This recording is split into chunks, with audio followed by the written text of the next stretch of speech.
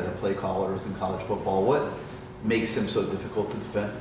I think they're very balanced. They attack you a lot of different ways, formationally, personnel-wise, how they match up their scheme. There's compliments to everything, and I think he does a really good job. What have you seen on film from Louisville's offensive line? Because PFF's just one way of grading people, but they don't score very highly on there. Yeah, I think they're a group. They run the stretch play. They run some of the zone stuff very well. I do think they work well together.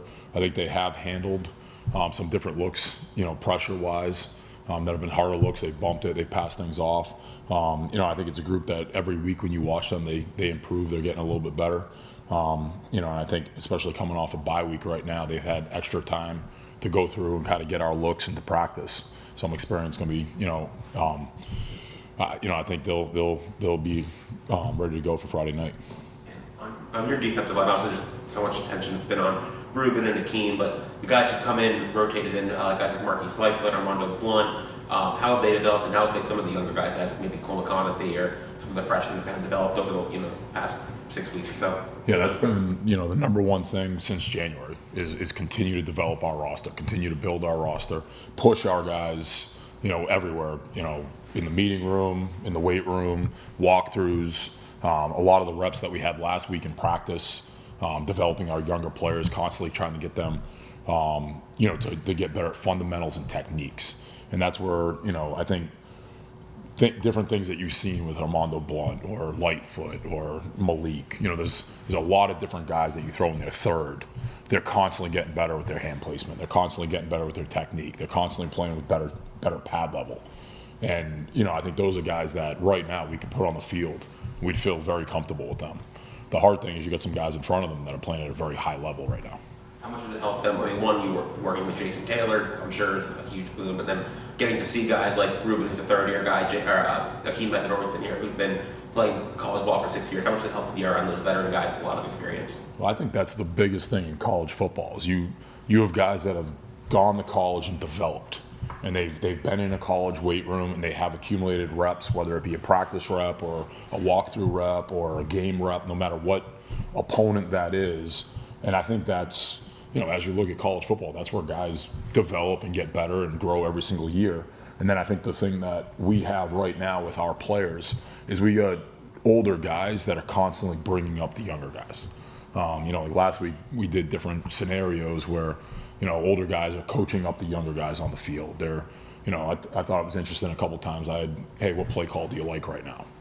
You kind of get to see, okay, who's, similar to what we're doing right now, or see different ideas that they have, and a different way that they might look at it, and opens up my eyes to different things. But I think just in general of developing, especially up front on the defensive line, is the more that you play, the more that you develop. A lot of these guys are getting to college 17, 18 years old. Now you're 20 years old, 21 years old. You got experience, you got weight room, you got nutrition. It's a completely different player than when you show up on a college campus. And that's, the biggest thing, developing our younger players, and having the opportunity to play behind guys that are playing at a very high level right now, constantly being able to learn from how they're attacking it, how they go about the weight room, how they go about film review, how they attack practice. And then now learning from that and developing as a player themselves. Through 5 games, how would you evaluate both Wes and Bo at linebacker? I think we're getting better as a unit communicating. I think we're getting better as a unit working together. And I think it's really all the different guys that have played in that group, whether it's Wes, it's Mo, it's Popo, it's Chase, it's Jalen. We've had a handful of guys get opportunities in that group. And I think just working together with, all three levels, really communicating with our safeties. I think you can see them getting more comfortable. They're playing a little bit faster every week. And there's been little things that we need to continue to tweak and, clean up every single week. There's been, last week in the first series of the game, we had something we had to clean up. Florida, that first drive of the second half, we had a couple misfits. We had a couple communication errors. And those are just different things. I think like having a bye week and, getting those guys in and just putting the tape on and having them have the opportunity to talk it out. What did you see here? Okay, this is what I saw. Okay, and then, now have us as a coach maybe step in, okay, why did you see it that way? Why did you see it that way? And now I think guys that have had a lot of college experience now working together and becoming more experienced together, I think will only help those guys continue to play faster. But like Wes is a guy, like his hands, how physical he's playing right now, how he's pursuing the football. I think Mo is a guy that plays very, very fast. I think he's been more detailed with his eyes, and I think his game's constantly, going to the next level. And I think overall in the room, I think that it's been improving. What type of challenge does Louisville's skill on offense present? Yeah, I think they have really good players on the perimeter. I think the running back can hit a home run at any point. I mean, you kind of watch the JMU game, and all of a sudden it's 21-14. One play later, it's 28-14. At any point he can have an explosive play. I look at the wide receivers on the perimeter are, they're dynamic and they're different style of players. I think one of them has like 7 or 8 touches a game, and he's a big play potential at any point. He goes up and challenges for those challenges for the ball in the air, and I just think he, between the way he runs and how big he is, he's going to be a challenge. And same thing, their slot. I think he's a dynamic player. They use him in the backfield. They use him out on the perimeter. They get him the ball in space. They run option routes, and he can take the top off. You see him, get vertical and get behind defenses at times. So I do think they do a really good job of using their players on the perimeter. You talked about young guys a few minutes ago. Another young guy who's come in immediately and made an impact, Bryce Fitzgerald. Just what did he have to do to basically hit the ground running and work his way into the rotation to get on the field so quickly? Yeah, he's a guy that, he joined us in the summer, and I just think, he attacked the playbook. He understood the concepts, understands multiple positions, so he has a really good idea of what's going on around him. What's the safety next to him doing? What's the linebackers in front of him doing? What's the corners doing in these plays? And I think that has helped him to play fast. And then I just think his ability to go attack the football is, it shows up in practice, and I think I've said it in the past. In camp, the ball always found him. It's kind of been the same thing in the season right now. The ball always finds him, and he makes the play. He attacks it. He high points it. And, and when it happens in practice, it happens on, hopefully this week on Friday night, normally on a Saturday. And it's been something where, I think in this style of defense, that's been a position where we've had guys make a lot of plays. And you can go back to last year, we had a freshman All-American. You can go back to the years before that, we had 3 safeties in a row that are all active and starting on NFL rosters.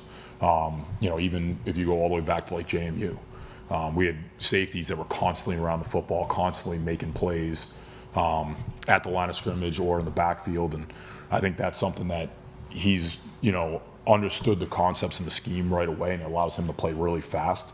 And I think that's one thing, is you can have young guys on this defense come in and contribute early on in their career, and I think that's something he's taken advantage of.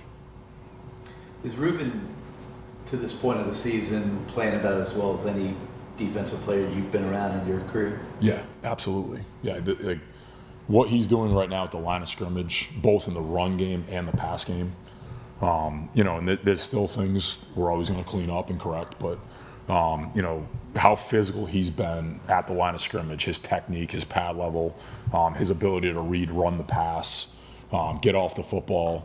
And, I really think it goes back like today, just sitting back in practice.